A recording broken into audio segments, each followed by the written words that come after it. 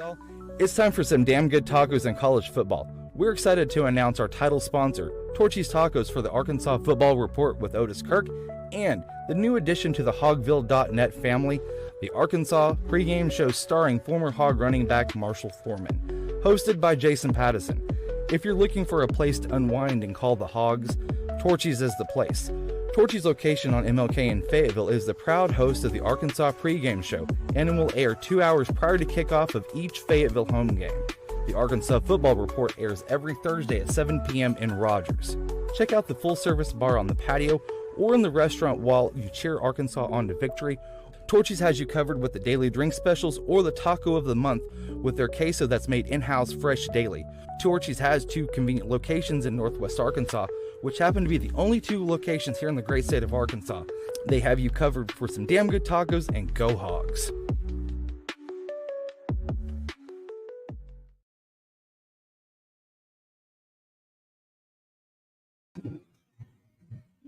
Good morning, Razorback Nation. It is the Arkansas Pregame show with Marshall Foreman and Jason Pattison here at Torchys Tacos in Fayetteville.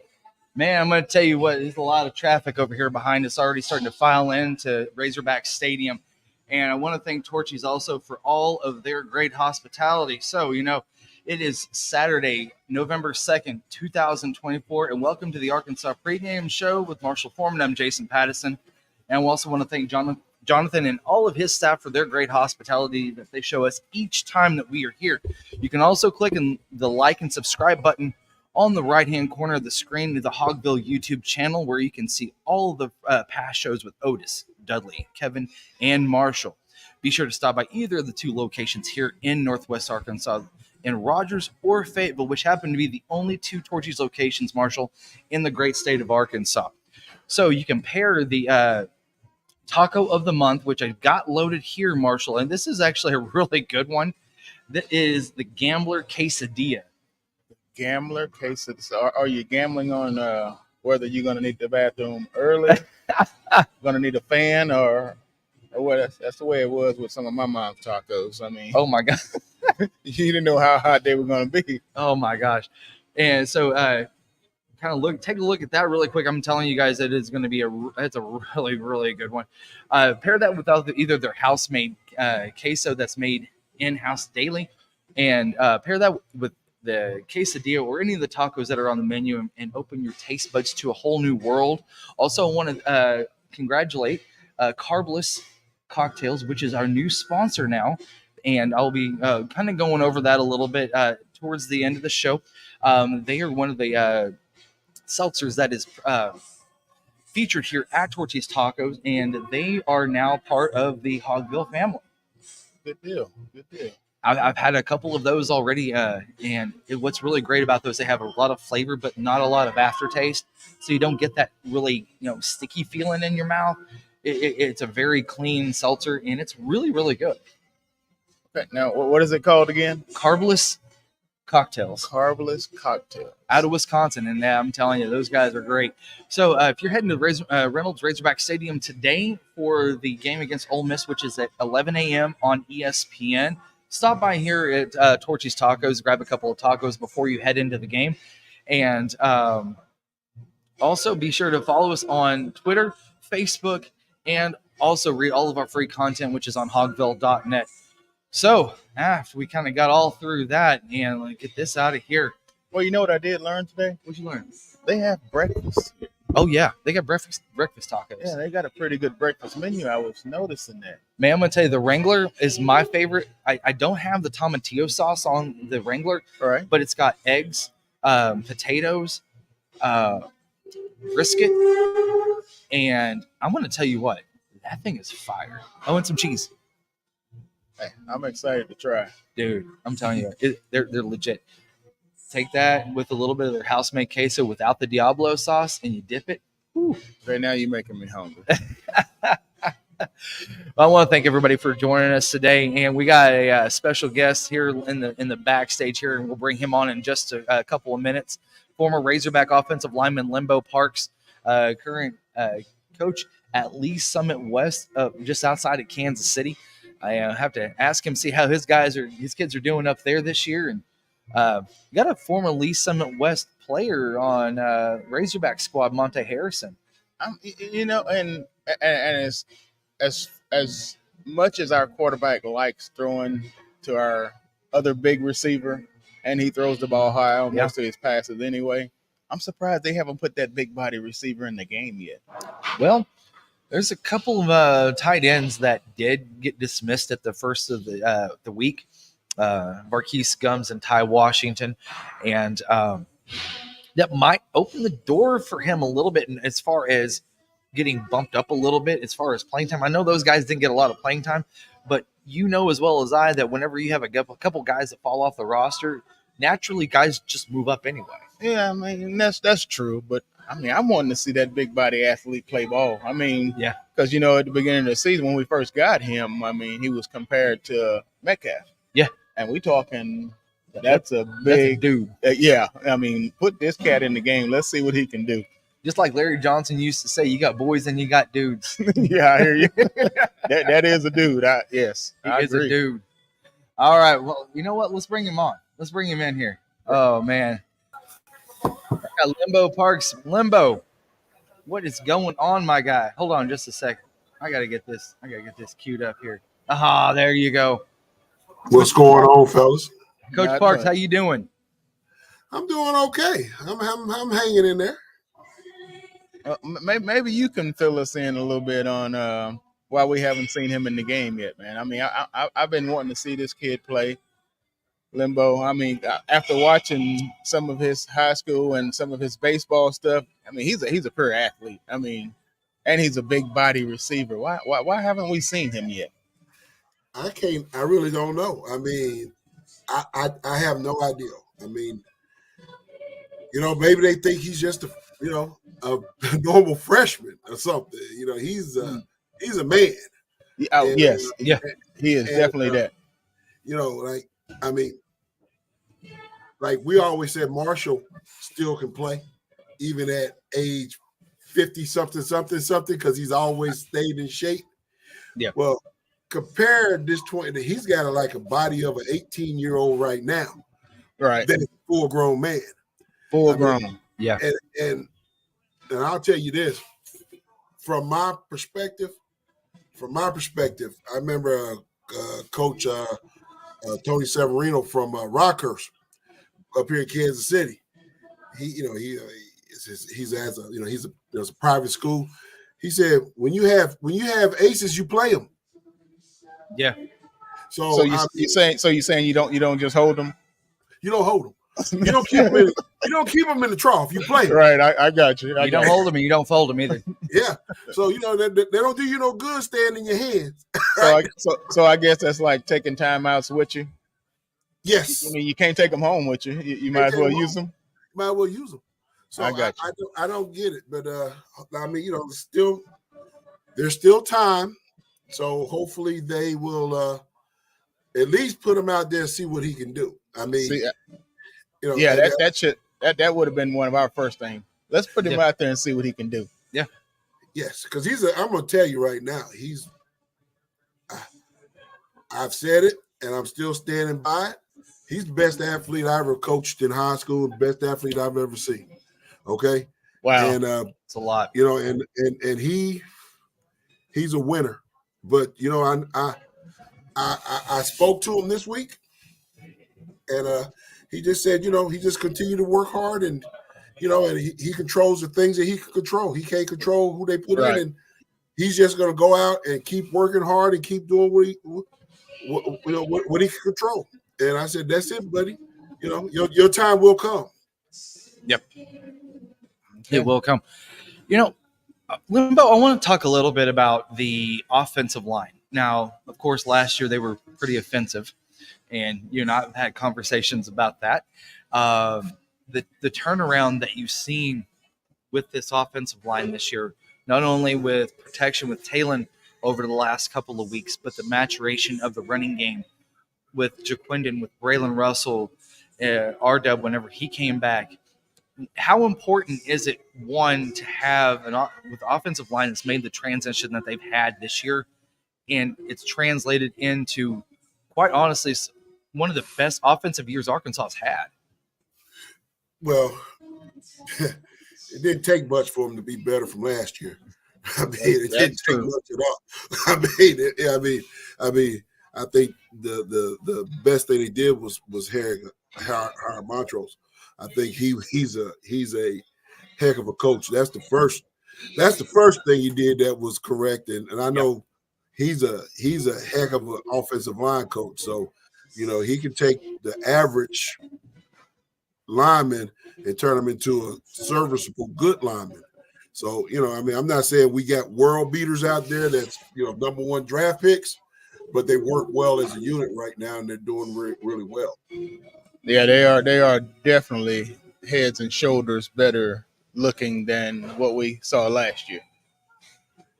So. All right. Yeah. So, whenever you got running backs like Braylon Russell with like Jaquindon Jackson, guys that are able to find that crease, because I've noticed that Arkansas has done a lot of stretch on the flat. Usually, they run the stretch plays towards the wide side of the field, giving the running backs a lot more space, a little bit more area to find a crease. How important is it, though, for those offensive linemen to be able to hold those blocks, give these guys just a second to be able to hit the line, because these backs are hitting the line a lot faster than they were last year? Well, I'm a lineman. Marshall's a running back. I'm just saying, all I got to do is just put a body on a body and just run with them and let the running back do his due. That's exactly it. So it's not rocket science. It's not rocket science. If you between you and the running back, well, that's pretty. You win. And I don't care if you getting kind of your running back can cut it back either. It's there. It's just wherever the hole is. Run to daylight. Run to daylight. Run to daylight. And if you're not sure, run to the ass of your lineman. Because Marshall done that before. No. That's what I'm saying. Hey, if I'm gonna run either way, I'm not gonna run to where you're to the front of you, because that's where your guy is. If I run off your ass, I'm choosing the right direction. Correct. So, and Marshall done that before. One time, Marshall, I got blown out. That story, I got blown out, and Marshall got the handoff. I'm on my back. I'm looking up. Marshall looking down at me, yelling, "Limbo!" I think I was yelling your name before I even hit the back. Before I even hit the ground, I'm yelling, "Limbo!" Which it was a big surprise, because I'm not used to seeing that with you. I'm like, usually when I was running to your side, I'm thinking, okay, I'm fixing to get a little crease here. Let's see what I can do with it. I'm like, oh. Yeah, that was bad. I remember that vividly. I said, I'm sorry. That's all I had to say. I'm sorry. So we're going to take a quick break for just a minute. My computer's about to die, and I got to hook this thing back up. So we're going to take a quick break here for just a moment, and we'll be back here at Torchys here live in Fayetteville, just off of MLK, just right down the street from Razorback Stadium right behind us. This is the Arkansas Pregame Show with Marshall Foreman. Y'all, it's time for some damn good tacos and college football. We're excited to announce our title sponsor, Torchys Tacos, for the Arkansas Football Report with Otis Kirk, and the new addition to the Hogville.net family, the Arkansas Pregame Show starring former Hog running back Marshall Foreman, hosted by Jason Pattison. If you're looking for a place to unwind and call the Hogs, Torchys is the place. Torchys' location on MLK in Fayetteville is the proud host of the Arkansas Pregame Show, and it will air 2 hours prior to kickoff of each Fayetteville home game. The Arkansas Football Report airs every Thursday at 7 p.m. in Rogers. Check out the full-service bar on the patio or in the restaurant while you cheer Arkansas on to victory. Torchys has you covered with the daily drink specials or the taco of the month with their queso that's made in-house fresh daily. Torchys has 2 convenient locations in Northwest Arkansas, which happen to be the only 2 locations here in the great state of Arkansas. They have you covered for some damn good tacos, and go Hogs!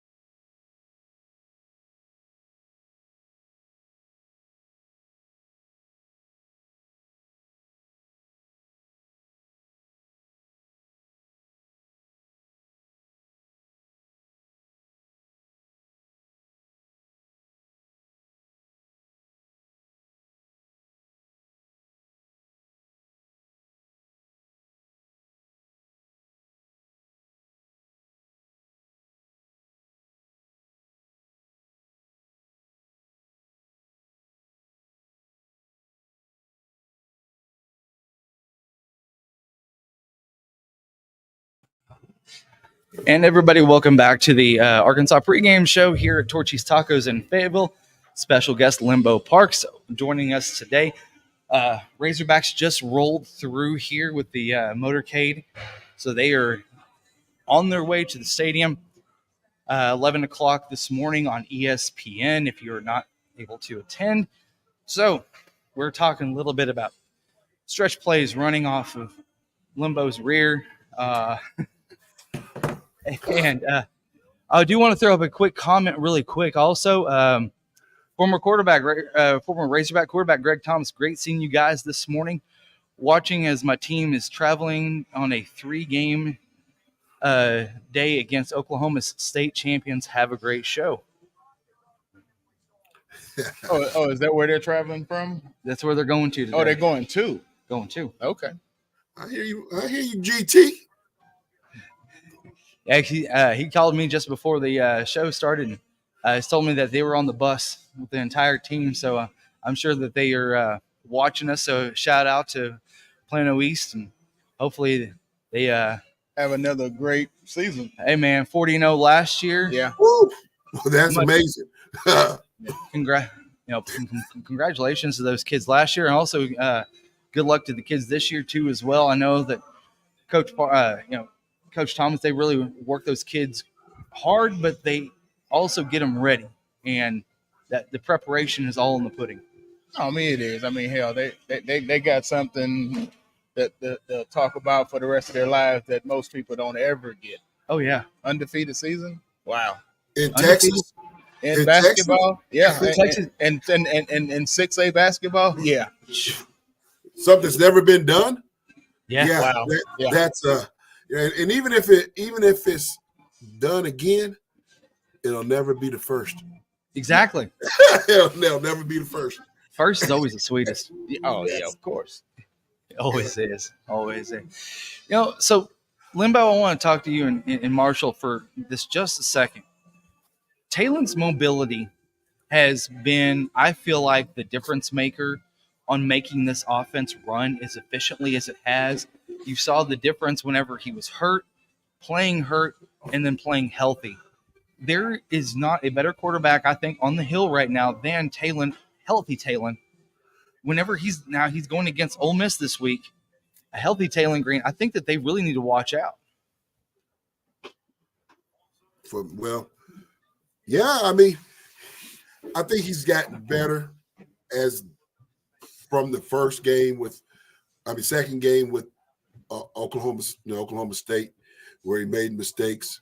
Like I say, he cut down his mistakes. They win. Period. Yeah.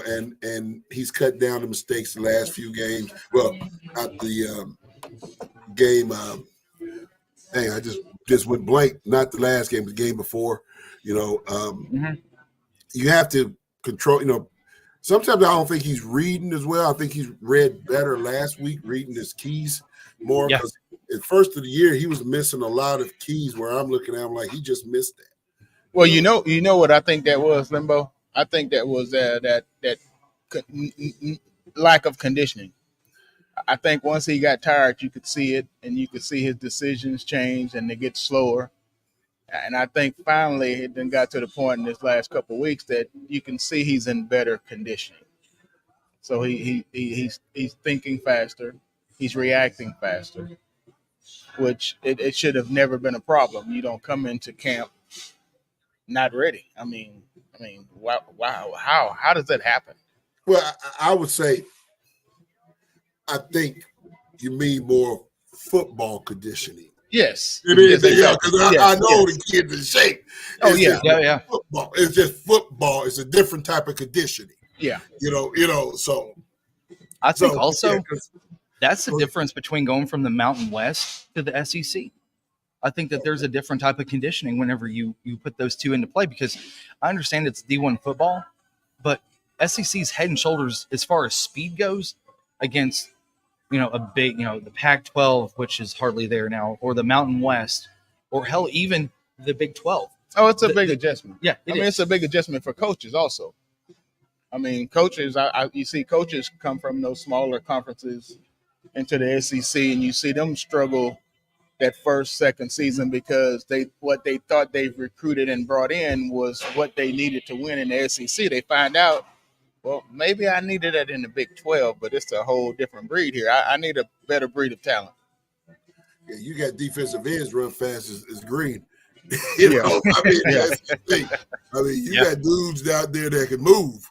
So, I mean, and you know, but no, I really do like the young man. I'm glad he's at Arkansas. I think he's a different maker and he's a playmaker. You know, and he's gonna only get better towards this year, and he's a threat. Unlike we had last year as a threat, but that's a whole different story. You know what I think he's missing, Limbo? What's that? I think he's missing that what we had in the dorm, what we created in the dorm. I mean, just by being in that dorm, we created thicker skin. We created more confidence in people. I mean, you can see it in his eyes when things are not going well for him, and you can see it a mile away. And when he's not having a good day, his whole demeanor changes. What we learned in the dorm, even if you're having a bad day, you better not show it because that's just going to make us get on you a little bit harder. I mean, we learned that in the dorm. I mean, because we ragged each other all the time, but it just made you tougher. It made you stronger. It made you know how to handle those situations. And I don't think this kid knows how to handle those situations yet. I don't think he's mastered how to handle those situations yet. Yeah, I can agree. I mean, yeah, like me throwing that fruit at your door every day. Every day. We'll talk about that. We'll talk about that one day, but I'm telling you right now, every day. I'd come back to my dorm room and I got stuff scattered all over my door. I'm like, I didn't know who it was for a long time, but we figured it out. Hey, I made you clean it up, didn't I? Yeah, you did, but I got you back. You got me back. You got me back real good too. I got you back. Yeah. Yeah. Can we talk about all that, or is that an off-air thing? Oh no, it's an on-air thing. Nothing went bad. So I mean, it could have went real bad. But it stopped. Hey, it stopped me.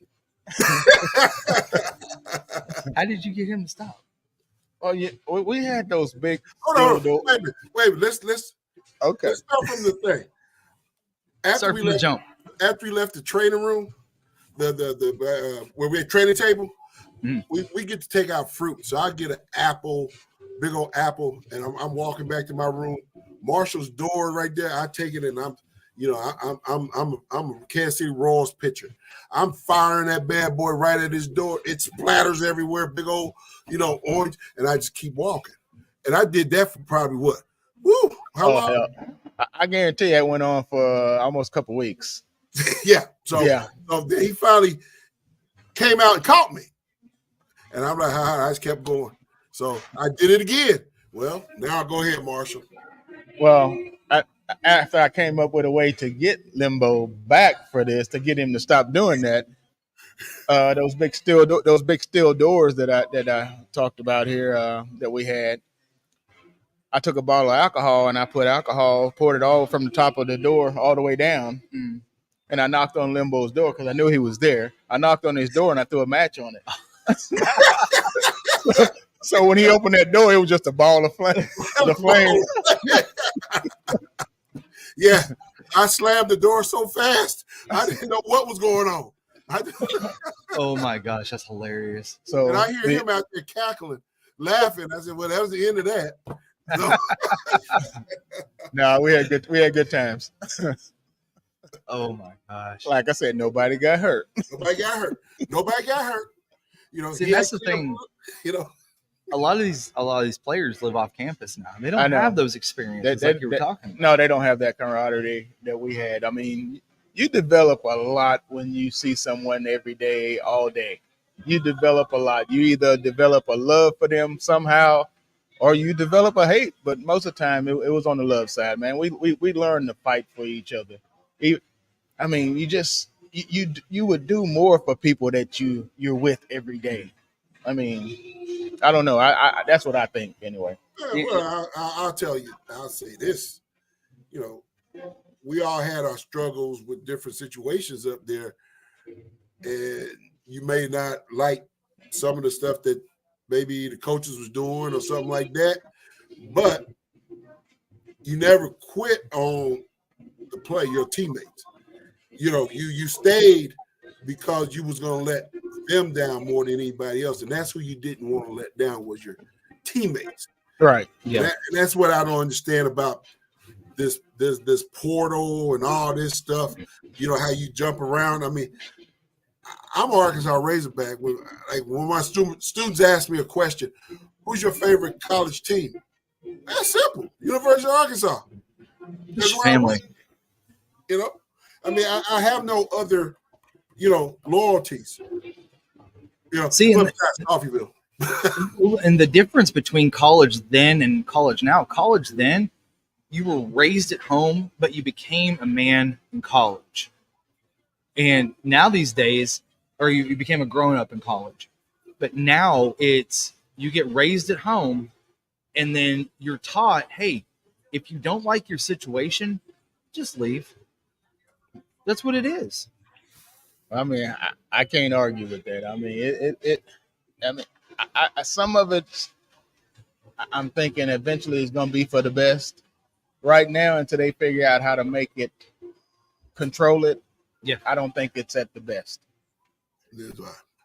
And Arkansas honestly has, they've benefited from the portal. Let's look at it for a second. You've got 3 offensive linemen that started the first of this year that were not here last year, a quarterback, a running back, and a couple of a few players on the defensive side of the ball, like Xavier Sori, for instance, a guy that's making differences on the defensive side of the ball all season. Danico Slaughter, he came in from Tennessee. You've got Cuddy coming from Florida. You've got defensive and offensive players that have made tangible differences for Razorbacks this year because of the portal. It's just that if you're willing to live and die by the portal, you have to you accept both the good and the bad of that.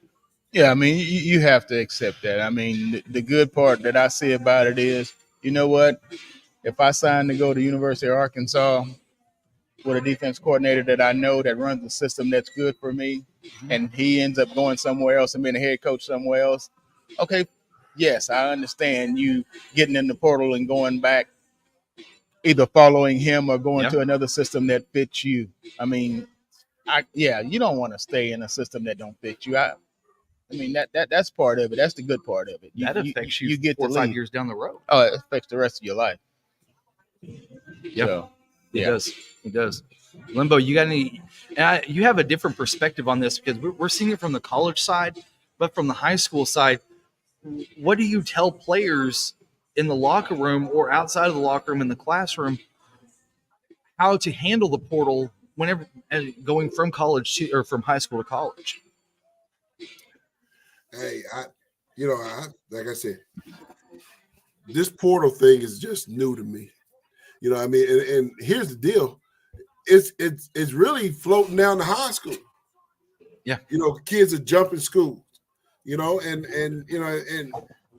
the thing here in Missouri, you can jump a school and go, but you can only do it once. Yeah. If you do it twice within a 2-year period, you're ineligible for 300 and 365. So when you make that jump, you need to make sure that's where it's the right one. Yeah. Because after that, because if you do it, we had kids was started at our school, went somewhere else, came back to junior year. Well, they're ineligible this year. Yeah. They can play lower level. So what you're saying is the grass is not always greener.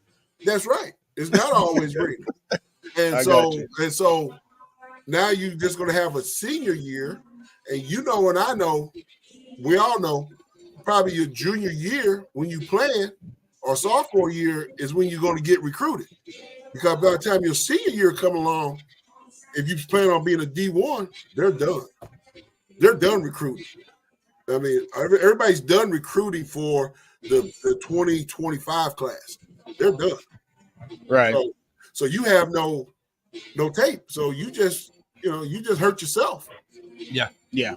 I mean, I hear a lot of people saying they need to get rid of the portal. I don't think they need to get rid of it. I think they need to get a little bit more control over it. And the players need to realize this can be very helpful to you. And if you're going to use the portal, do your research. Is it a place where you need to be? Is it going to help you? I mean, what's your purpose in getting in the portal? Are you just doing it just because you're not starting somewhere, or are you doing it because the system that you're in, trying to leave, is not helpful or beneficial to you?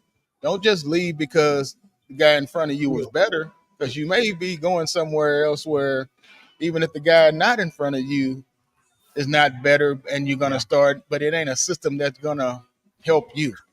Okay, well, let me throw a corkscrew in this for just a second. What if it's a system that's not great for you, but they're offering you more NIL money? If that's what you're in it for, you're doing the right thing. Yeah, that's exactly. If that's what you're in it for, hey, use it. More power to you. Yeah. I mean, look at McCole Hardman, for instance. I know it's NFL, but he went to the Jets first of last year. I mean, he played for the Jets. He was let go, and then Kansas City picked him up. It was because of the system was not right for him, but he did it for the money. And he lucked out, came back, went to Kansas City, caught the game-winning touchdown in the Super Bowl, and got a ring for it. So, I mean, he lucked out. He got money, and he got the ring for it. He come back to Kansas City this year. I mean, same thing also with kids, like, for instance, Jalen Catalon that was at Arkansas. Transfers to Texas, almost gets a ring, gets his NIL money, and now he's playing for UNLV this year. And so those are some I think more outliers than anything else, because there's a lot of kids that are sitting in the I'm not trying to mess with you, Limbo, when I say this, but the limbo portal where a team has not picked them up and they're not playing this year. Yeah. I saw those numbers for the first time, I think, a couple of weeks ago, and I didn't even think about that side of the portal, that these kids enter the portal, and it's so many of them that don't get picked up, don't end up nowhere. Wow. I mean, it's like high school kids. I mean, let's be realistic. Colleges do not have to recruit high school kids. Why would you recruit a high school kids when you can go get a half-finished product that's been playing at a university? That has some tape that's proven. Yes. Why would you don't have to really develop a high school kid. Yeah. Well, I mean, you're right about that. I agree. I mean, why would you? I mean, see, and that's one of the things that I've always wondered about the portal is that it's just like whenever you're going to, you bring a kid in, say, for instance, the military, for instance, you have a kid come in at 18, doesn't have a lot of it may have bad habits, but they can work that out because kid's young and they can adapt and adjust. Same thing with college football. You get a kid from high school that doesn't have a lot of bad habits or did have some, you can kind of mold and reform them to what you want them to be, to have good habits, versus a kid that's been at a college for 2 years that has not only developed bad habits, but use those bad habits. It's harder to break now. Yeah, I can see that. But I mean, I guess at the end of all of it, you got to see which one has the biggest upside, because I mean that's what you want. You want to know who's going to be better for you, I guess, in the long run. I mean, there's high schools out there. I mean, Limbo can tell you the same thing. There's high schools in Missouri where Limbo is. There's a lot of high schools in Texas that that they've been playing against that kind of competition that they're going to be playing against in college, and they're ready right off the bat. Yeah. So and you like to think that they have a better upside for you because they're only going to get bigger and stronger and faster. I'm going to read a couple of comments here really quick. Greg Thomas, love the memories from you two from two of my best friends and teammates. Tell me, just drive the bus.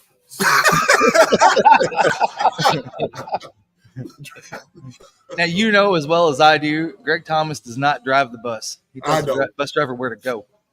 I know. Leslie Byram also, even though we're going to have bad weather, I hope we still get a decent crowd, and I hope we beat Ole Miss today. I do have Arkansas winning 38-28. All right. 30? I mean, yeah, I'll take it. Hey, I'll take it 38-37. Yeah. I don't care.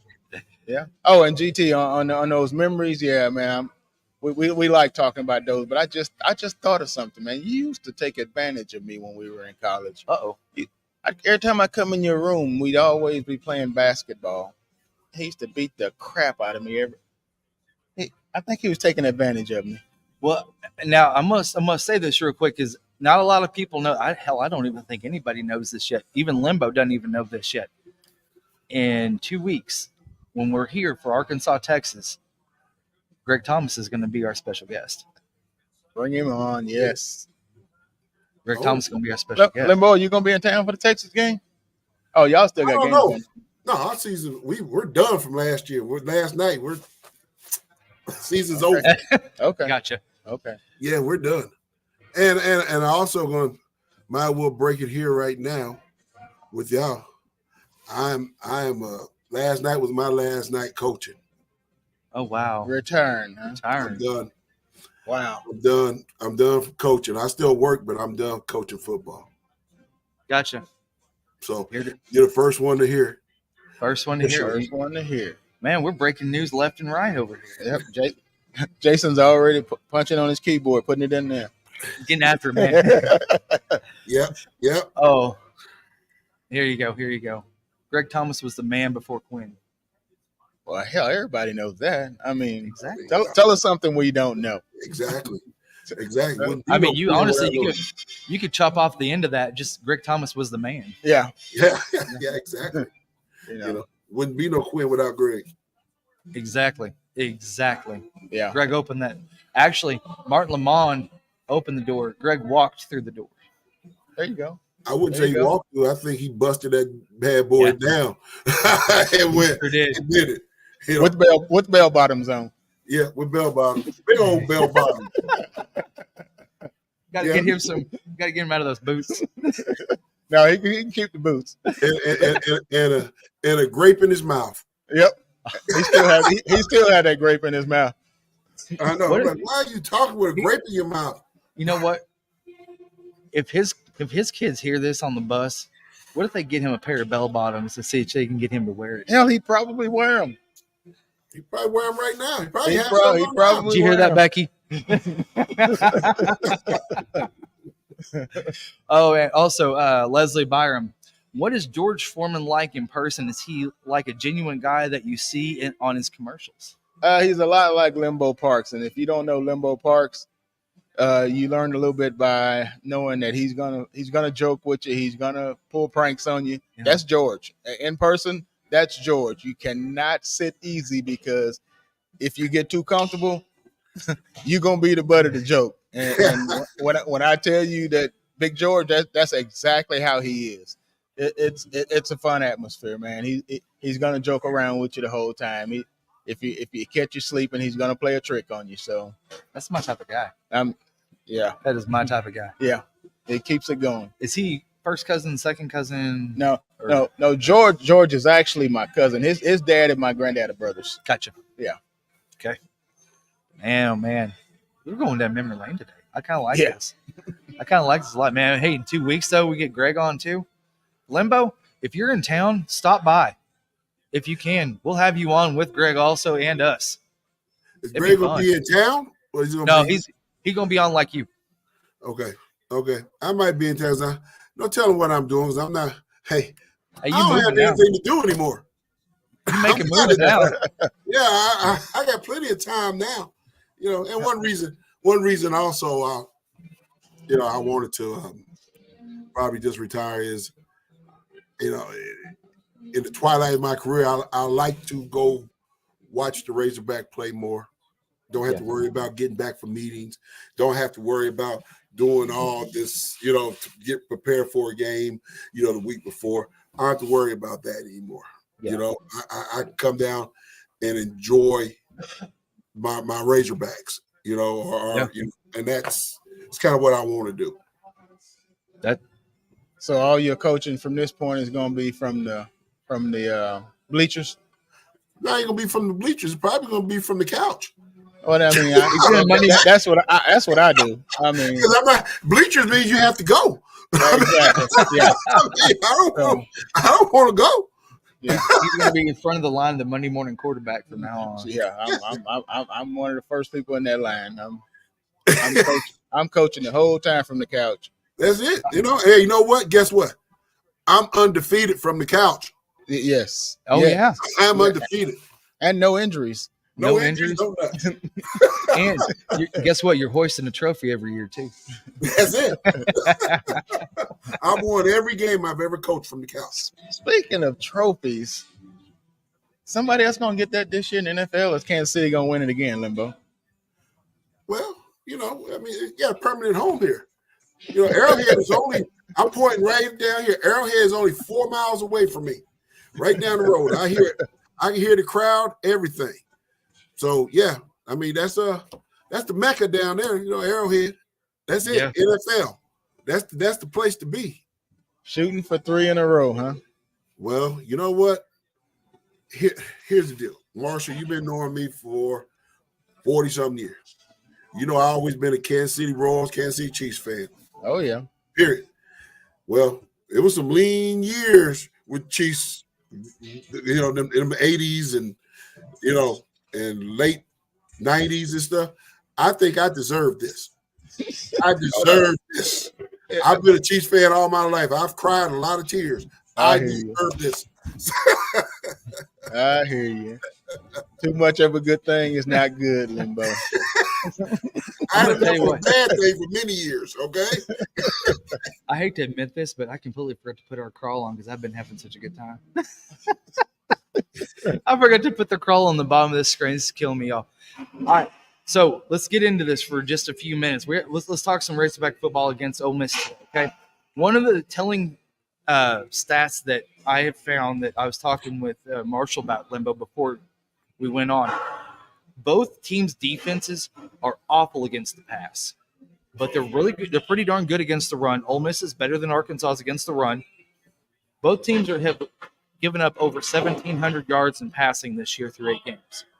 That tells me that both of these teams are going to come in and they're going to test the secondaries, and we're going to see a lot of passes. If this rain holds off, we're going to see a lot of balls in the air, and Bobby Petrino is going to test that defense and say, you know what, I'm going to make you guys stop us today. Because, listen, even though Talon had a great week last week, he seems to do this. He has one good week, one bad week, one good week, one bad week. If he can put a second good week together, I think Arkansas has a decent chance at taking Ole Miss down today. I think they got a great chance of taking Ole Miss down today. Everyone always asking me, what are we going to do this week? Hell, I don't know. We can put points on the board. The question is, can we stop Ole Miss's offense? Because they have a damn good offense. And I didn't know about the defensive numbers you told me earlier today, Jason. With that said, hey, if Green shows up, I think we got a big shot at winning this game. Because they're probably not going to slow us down. We're probably not going to slow them down. Yeah, this could be a game where it comes down to who has the ball last. Because you and I talked about what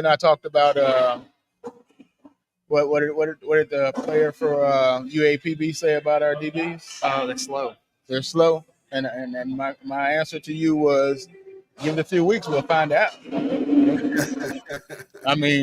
I'm not gonna say what we found out, but us that know football and watch football, yeah, we know. So yeah. I think it's gonna be a shootout. Hey, your guy Hudson got a Hey, Hudson is my guy. Now I was cussing Hudson a couple years ago when he first came in. I said, but you know what? I'll take Hudson over any one of our cornerbacks right now, because you know his weakness. Yeah, and you can help him. And you know he's going to be around the ball no matter where the ball is. He's going to hustle to get there. He's not afraid to hit you. A couple of those other ones we got, they don't want to hit you. You're going to outrun them. Yeah. You run a short route, and they're going to give you 10 yards. I'm like, well, how do you coach that? Hey, give me Hudson. I don't know, man. Give me Clark anytime. Yeah. I know his weakness. I can help him on his weakness. I kind of agree with Marshall on that. That's kind of, and like I said, but I really believe that our receivers have started to catch the ball a lot better than what they were earlier in the year. I think they're getting they're getting more comfortable, and that which will open up the running game. Yes. Once, because our receiver, I mean, you can easily open up the running game by passing the ball. Okay, so I think once we get the passing game down with our big receivers and stuff and tight end, then guess what? We'll be able to run the ball and do what we want to do. Yeah, Bobby, don't give up on that run this game. I mean, hey, keep that 250-pound running back you got going downhill. Tell him to stop running for the sideline. Go downhill. Punish some people. Stick your big ass up in there. Punish some people, because I guarantee you by the fourth quarter, they're going to want to get out your way. Yes, I agree. Yep. So I want to bring this up too, because you kind of alluded to my point. Arkansas had 9 different receivers catch a ball last week for 23 receptions. That Talon at his best, spreading the love. If that happens today, yeah, dangerous. It might be lights out. Yes, I agree. It's dangerous. I mean, when you spread the love, you cannot defend just that one person. No. You know, and it works for Patrick Mahomes. Yeah, yes, it does. By and far the best quarterback in the NFL. Yes, so I mean, I'm just saying, that's how that is. I want to see number 29 get his first touchdown today. Well, I would like to see number 82 get in the game and get a first touchdown. You know that's who I'm talking about. I'm just talking about his age. 29. Oh, his age. Oh, my bad. Yeah. He's not the oldest guy in college football. No, I know that. Yeah. Really? If I'm thinking correctly, I heard this last night. I think it's either South Florida. One of the Florida schools has got a punter that's like 41 years old. Yeah, and that's not the oldest that's ever done it, if I'm not mistaken. No, I think there's a 60-year-old guy. Yeah. That went out there. So I mean, Monte's a spring chicken compared to those guys. Of course. And I gotta say this about I'm gonna brag on him. I'm gonna brag on my guy. He's there to get an education too. Okay, he's got a 3.8 right now. That's what I'm talking about. And we was talking about on the phone. I was up there like, man, when you was in high school, you just sat around. You just did the bare minimum just to get by. He said, I know. Now he's got a 3.8. He's a grown man. He knows what it's like to be out there. He's made millions. You know what I mean? He's here. He's here to get his education. So he's fine. You've answered one of my questions about him then, because I'm like, well, maybe he's not smart enough to pick up the offense. Obviously, that's probably not it. No. I need to see this kid on the field. Hey, listen, Nolan Richardson, whenever he got Joe Johnson onto campus, he said you have players that you work into the system, and then there's players that you just put into the system, and then they just get they get the conditioning because they're so good. You cannot afford to put him on the bench, and maybe Monte's one of those guys. Well, which one? One of the guys that you just put in there and just get him ready. Just put him out there and let him go. You saw when I was down there at the UAB game, me and Coach Schubert, his basketball coach, we was down there for the UAB game. And you saw the onside kick. Yep. And he just snatched it out there. And I know my player's body language. Okay? I know it, and he was trying to house that. But you see how he snagged it out the air. It was beautiful hands, boom, and he did not even pause with it. He was, I mean, and where everybody else was going back, he went forward to get it. Yeah, he looked like a baseball player. Yes, he did. He looked like he looked like a baseball player. He was an outfielder snagging it. It's exactly what he was. So, all right, so we're going to go over. I need to throw this up here really quick, and we are going to look at the SEC today. So, Limbo, we're going to keep, if you're okay with staying on for just a few more minutes, we're going to go over the SEC football games this week and then kind of throw your 2 cents in as well, okay? Gotcha. All right, so first off and foremost, we got Vanderbilt traveling to Auburn this weekend, 11:45 on the SEC Network. Auburn is a 7.5-point favorite, which completely blows my mind. Even Otis, it blew his mind. Vanderbilt's had a hell of a year this year. They've taken down Alabama. They just damn near took down Texas last week in a thriller. They go onto the road to Hugh Freeze, or as Otis likes to call him, Hugh Sleaze. And how in the hell is Vanderbilt a 7.5-point underdog against a team that's 3-5 and 1-4 in the SEC. You know, I mean, it's hard to change some people's mind about who people are, who teams are. But you know what? Vanderbilt's used to being the underdog. Let them be the underdog. Yeah. I still think they're going to come out and there's a good chance beat Auburn because they're that good. Oh yeah. If they're healthy, they're that good. Shoot, I picked Vandy. I picked the Commodores. Just the hands down. I mean, that team got something. Remember you was talking about earlier how they play for one another and how tight that team plays. They play for each other. They play for each other.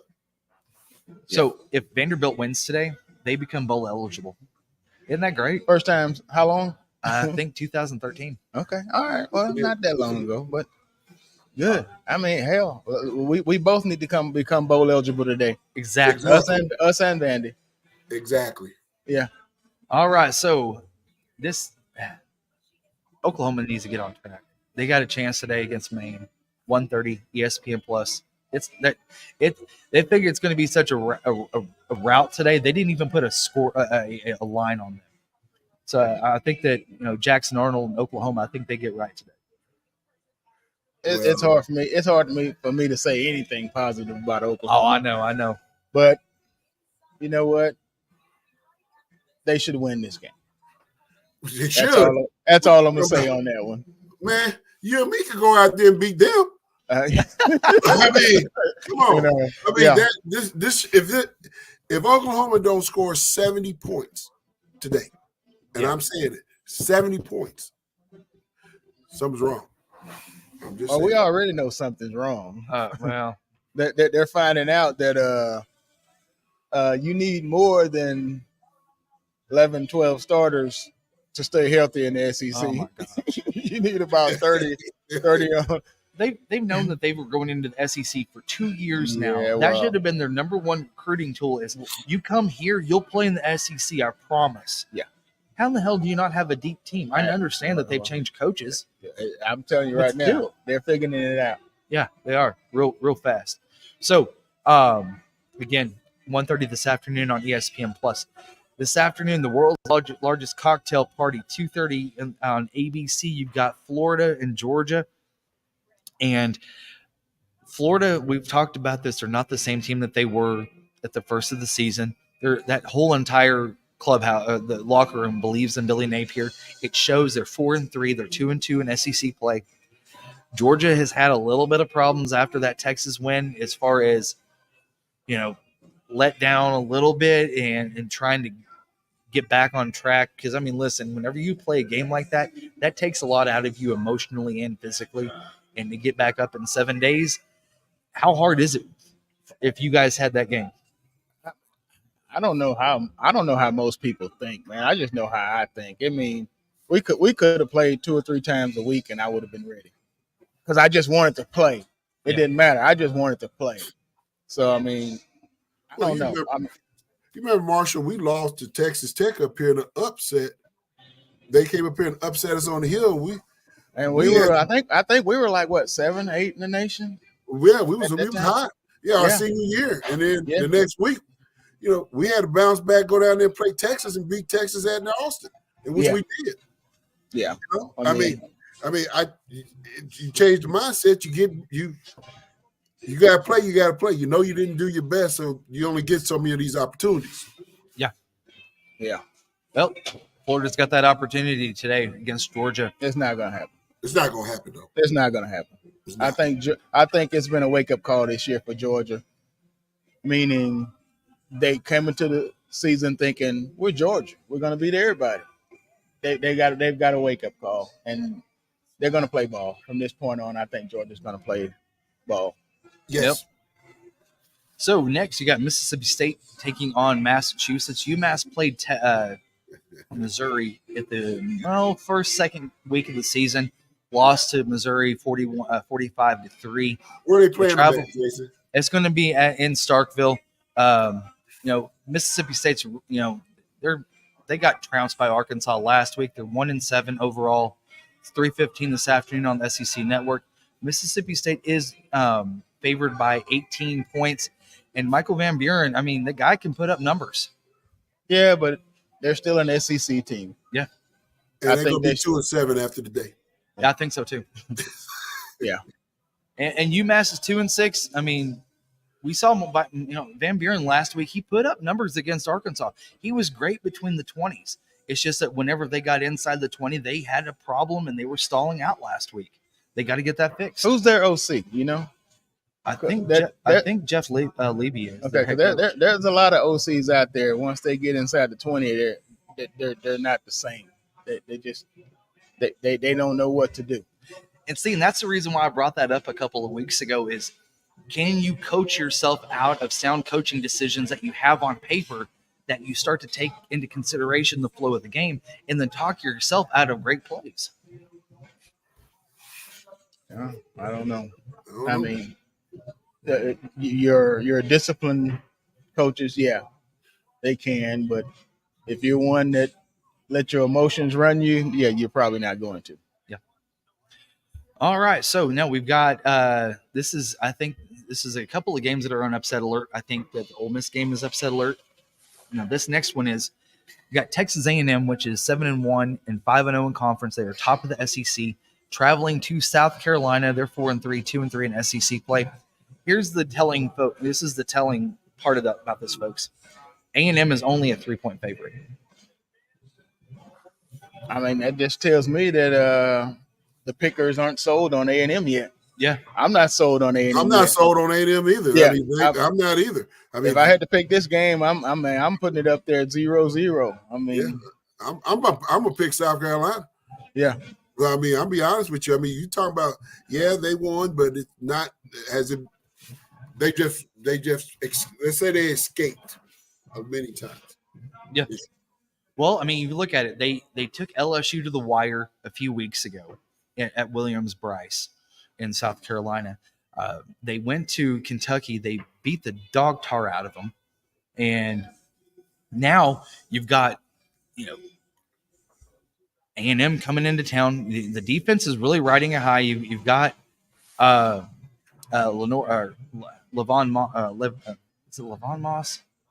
Le'Veon Moss. Yeah, Le'Veon Moss, running back. He's towards the top of the SEC in carries, also in yards and touchdowns.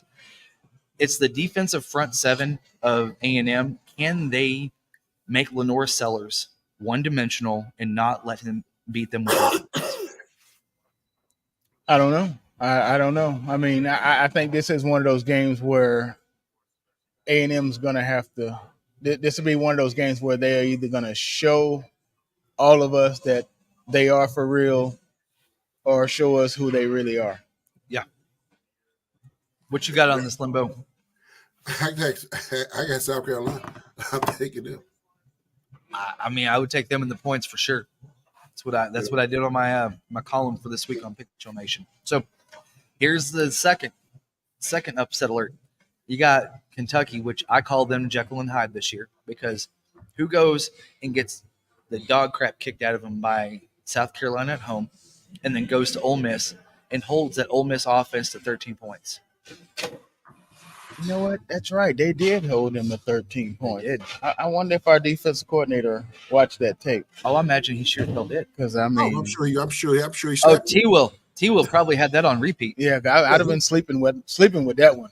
Yeah, well, every night sleeping with that one. Oklahoma last week held them to 26 points, only 14 in the second half. So I see a trend, y'all. Every time either Kentucky or Oklahoma plays a team and they have success and Arkansas plays them next, they start to do the same things that both of those teams did. And it's made them successful in some of these big games. You look at Tennessee, for instance. Oklahoma played them very well at home at Norman, even though they lost 29-15. You have the way, you have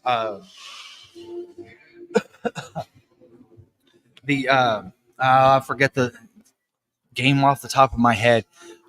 But you look at what Kentucky did with Ole Miss. Arkansas, T. Will is looking at these games and saying, okay, this is what they did well against them. We can do the same thing. We have the player personnel to do this. We just got to create that scheme. I mean, that's what you're supposed to do. I mean, that's what good coaching is. That's why we watch film. Oh, wait. Did you just say Arkansas's got good coaches? Actually, Arkansas, yes, Arkansas has good coaches. Everybody out there, you guys, I know that folks give Arkansas coaches hell, but the guys that know college football, we have good coaches here, y'all. And I think that young defense coordinator that we have right now, hey, that's exactly it. The sky is the limit. As excited as he is to watch, and the players love him like they do. Hey, if he keeps doing what he do, he's gonna be good. He's gonna learn a lot as he go, and which that's what young coaches do. They have to learn. If you don't learn from your mistakes, you're not gonna be there very long. But this guy, I think he's gonna be real good one day. Really good. So I've got Tennessee on upset alert today. 6:45 tonight on the SEC Network. Tennessee's a 17.5-point favorite at home. I think that Kentucky goes down there, and I think they make it closer than what it probably should be. Nah. You really believe that? I really believe that. I don't think Heupel's going to let that happen this week. Nah. I think Josh knows he's on a. I ain't gonna say hot seat, but I think he knows that this season has already taken a turn that they're not happy with. Well, I'm gonna tell you what, we'll be back in 2 weeks, and we'll see who's going to be eating crow on that one. I'll gladly eat it if they are. You're really taking Kentucky. I'm taking Kentucky on this one in the points. Okay. Oh, you taking the points too? Okay. I'm taking the points. Okay. I'm taking the points. You taking the points because I know Tennessee's going to win, but if you taking the points, that's a whole different story. I don't even think the points is enough. Oh, y'all gonna have to be tuned in because somebody might be eating crow by this time in 2 weeks. Hey, you just give me a little seasoning, I will eat it. I bet you they got something in the back here, Torchys. Yeah, there you go. We can put that on a taco. Give me something to make it taste good. Oh man! All right, so Arkansas, Ole Miss here in just under an hour. Who you guys got today? Well, seeing how you told me these numbers before we started today, which I didn't know, I'm thinking it's going to be a shootout because both secondaries sound like they're not that great. Mm-hmm. I think it's a home game. I think Arkansas is going to pull this one out. I think Jalen's going to show up and not be those wide eyes that we see some days with him. I think it's going to be one of those. Half. Yeah, I think he's going to play like we thought he could play when he first got here. All right, so you got Taylor Green having a hell of a day today then. I have Arkansas winning this one. Limbo, what you got? I wouldn't care if Arkansas was playing the best team in the world. I'm going to pick my Razorbacks. Limbo's picking with his heart. Well, I just believe like me when I came down and watched them practice that day, and me and Luther was watching and Charles Washington was watching them practice. I saw a different team. I still see a different team. I still see a different culture that they've built. Okay. Yep. I see, these guys are playing hard. Unlike the last year, where it just looked like it was just a hot mess. These guys are actually focused. And when you talk about the coaches, like you said, I believe we got great coaches. Yeah. Yeah. I think they're going to. When I saw the practice, we're going to be fine. Okay. I'm with you on that, Limbo. I mean, and when you went back to the coaches, I think we got a staff that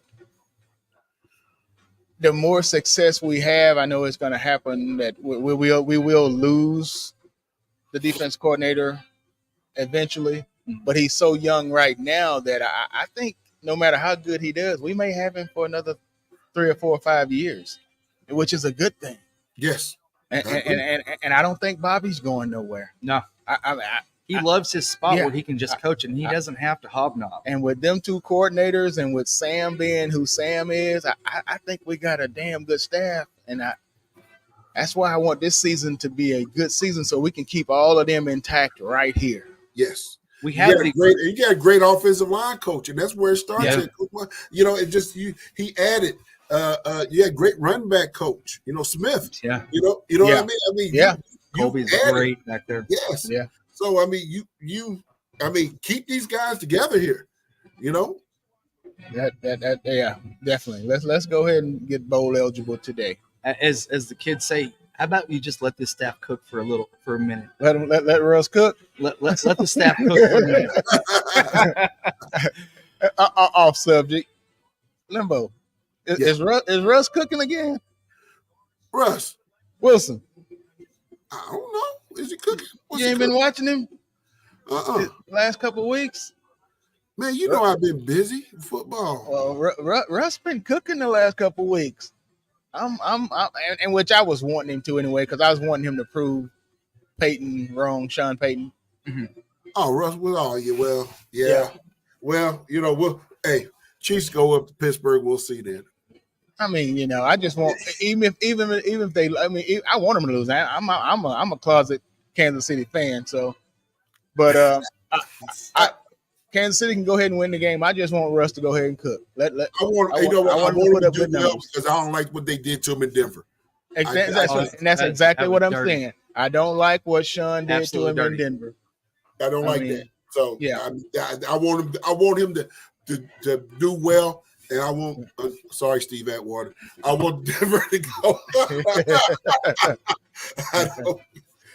them ponies. Oh yeah, we gotta get him on sometime. Steve? Yeah. Steve's hard to get me. I know he's a It's hard getting him to commit to something like that. I don't know, man. It'd be fun. Oh, it'd be fun. It'd be fun. It'd be fun. He'll probably do it. Just give him some time.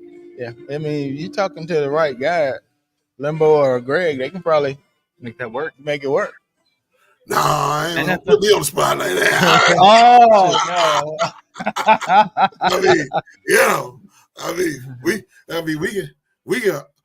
We can ask. All he can say is what? No. Exactly. Exactly.